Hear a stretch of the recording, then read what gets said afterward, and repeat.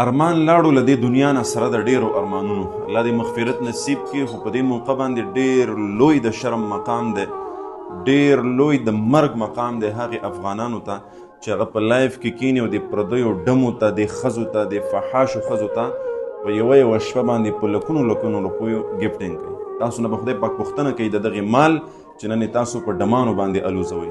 لکونه لکونه روپۍ تاسو یوې ډمې ته چې دی ګفټینګ کوي، یوې بې حیا ښځې ته چې هغه لګیا ده د اسلام او د پښتو جنازه وباسي او تاسو ورته ګفټینګ کوئ، په دغه کار کې سپورټ کوئ.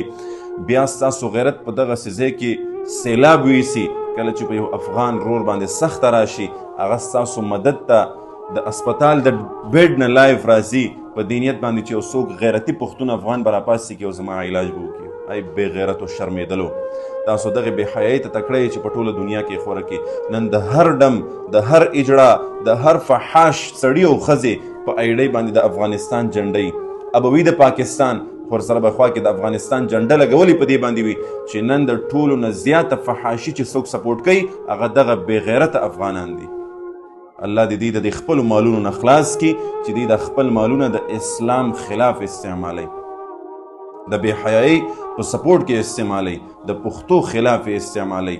نو لہذا دا حالات مونږ او تاسو ته الله ښیي.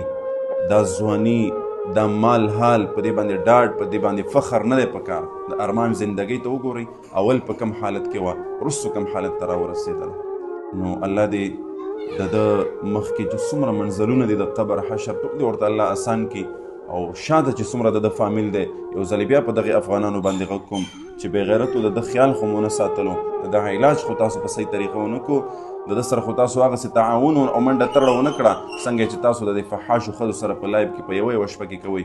نو لہذا اوس تاسو سره موقع دا ده د غیرت مظاهره وکړئ، شاته چې کوم فامیل دی د هغې سپورټ وکړئ، د هغې خیال وساتئ، بچي دي، کوروالی دي، مور پلار به خاندان به دا خو مسافر، یو طرف ته مسافري او بل طرف ته دغسې حالات.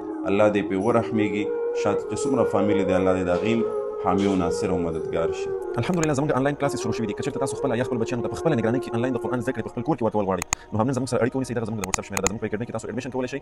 الحمدلله زموږ په اکیډمۍ کې چې کومې زده کړې دي نو هغه ټولې اسلامي زده کړې دي، قرآن کریم په ناظرې سره، په حفظ سره، په تجوید سره، په ترجمې سره، او دغه رنګې نورې اسلامي چې څومره زده کړې دي، مونځ دی، دعاګانې دي، حدیثونه دي، ورسره د اودس، د غسل چې څومره هم ضروري اسلامي مسایل دي، دغه ټول د هغې زده کړې کېږي. نو که تاسو